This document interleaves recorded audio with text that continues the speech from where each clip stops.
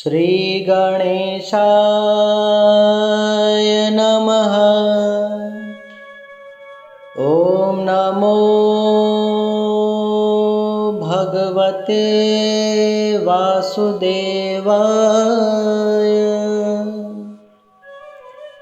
कार्तिक महात्म व्रत कथा 15वां अध्याय।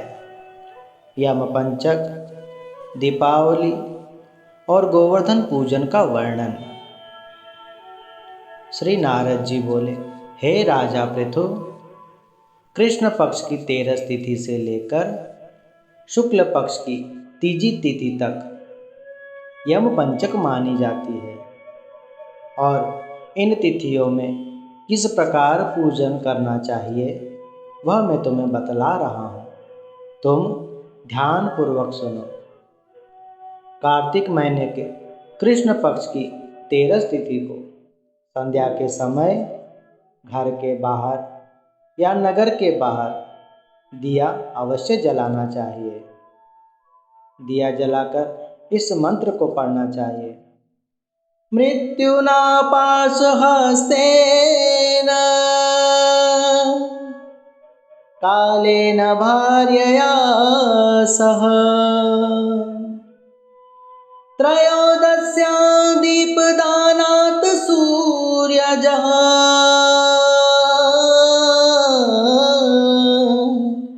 प्रियतामिति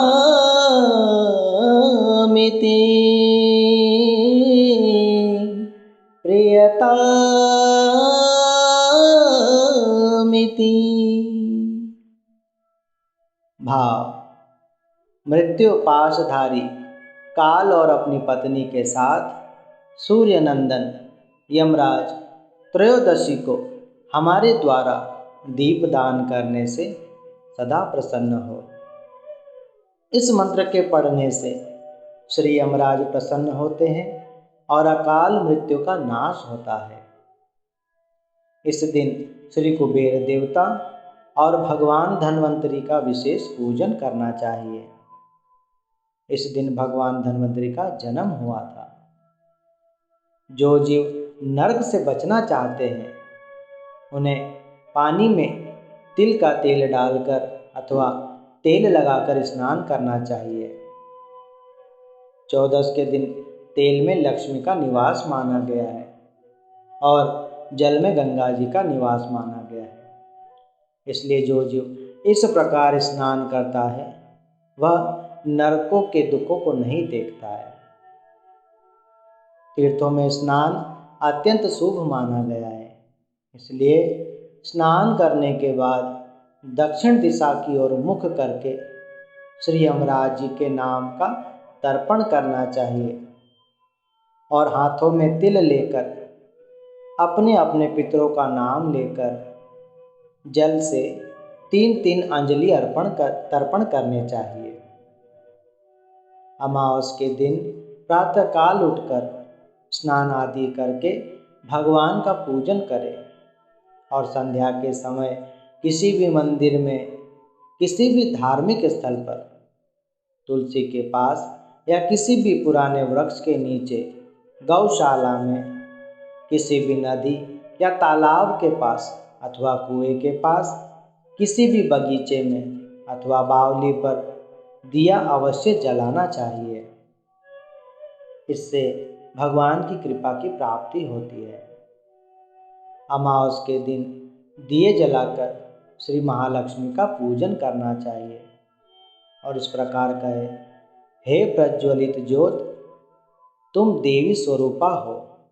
सूर्य, चंद्र, तारे, बिजली और नक्षत्र सब तुम्हारे तेज से ही प्रकाशमान है और आप ही दीपक के तेज में विराजमान हो। हे माँ, आपको मेरा बारंबार प्रणाम है। इस तरह सर्वप्रथम लक्ष्मी माता को जगाना चाहिए, क्योंकि विष्णु भगवान के जागने से 12 दिन पूर्व ही लक्ष्मी माता जागृत होती है। इसलिए अमावस के दिन सर्वप्रथम लक्ष्मी माता की पूजा होती है। महालक्ष्मी की पूजा के बाद भोग लगाकर उसके बाद में ब्राह्मणों, साधु संतों, कन्या अथवा ज़रूरतमंदों को भोजन जरूर खिलाएं। फिर कुटुंब परिवार सहित मिलकर उस भोजन प्रसाद को ग्रहण करें, जिससे संपूर्ण वर्ष सुखपूर्वक आनंदपूर्वक गुजरता है और उनके जीवन में कोई भी आपदा नहीं आती है। कहते हैं कि अमावस के दिन आधी रात को माँ महालक्ष्मी घर घर में जाकर भ्रमण करती है। इसलिए कहा जाता है कि घर में उस दिन साफ सफाई और प्रकाश अत्यधिक रहना चाहिए।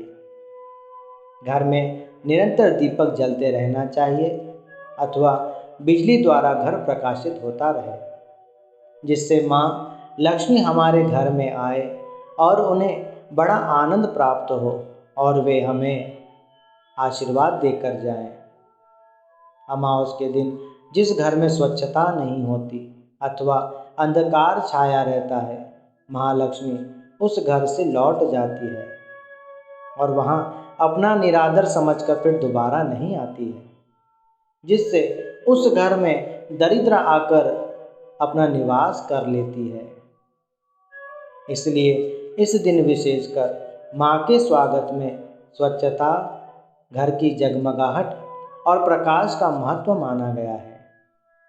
उपरांत राजा बलि की पूजा करके उत्सव मनाना चाहिए। दिवाली के दूसरे दिन मथुरा में बड़ा उत्सव मनाया जाता है। उस दिन गोवर्धन रूप भगवान कृष्ण बनाकर अनेकों प्रकार के पकवान बनाकर अनाजों, धन धान्य, फलों, फूलों और मिठाइयों से पूजा की जाती है, क्योंकि इस दिन भगवान श्री कृष्ण ने अपनी उंगली पर श्री गोवर्धन पर्वत धारण किया था और इस कारण सभी गोप गोपियों ने भगवान श्री कृष्ण की पूजा की थी, जिस कारण इसे अन्नकूट महोत्सव भी कहा जाता है।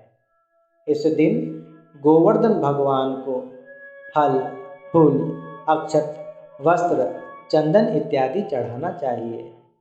धूप, दीप, पूजा पाठ करके उनकी परिक्रमा करनी चाहिए और कहें, हे गोवर्धन धारण करने वाले, गौ माता की रक्षा करने वाले, आप मेरी भी रक्षा करो। जो गौ माता दूध मक्खन देकर सारे संसार की पालना करती है, वह मेरे सभी पाप निवृत्त करे। मेरे हृदय में गौ माता का निवास हो, क्योंकि गौ माता आपको अत्यंत प्रिय है। इसलिए भगवान श्री कृष्ण का एक नाम गोपाल भी है, क्योंकि भगवान ने गौ माता की बहुत सेवा की थी। इससे उनका नाम गौ की पालना करने वाला अर्थात गोपाल पड़ा। इसलिए इस दिन गौ माता को सुंदर तरीके से सजाकर उनकी पूजा करनी चाहिए। गौ माता को बढ़िया बढ़िया फल, नैवेद्य आदि खिलाकर उन्हें प्रसन्न करना चाहिए। जो भी जीव इस प्रकार पूजन करता है, वह फिर इस जन्म मरण के चक्कर में नहीं आता। वो गौ माता की कृपा से और प्रभु की कृपा से संसार सागर पार हो जाता है। पद्म पुराण कार्तिक मास महात्म, यम पंचक, दीपावली और गोवर्धन पूजन बाबत 15वां अध्याय समाप्त।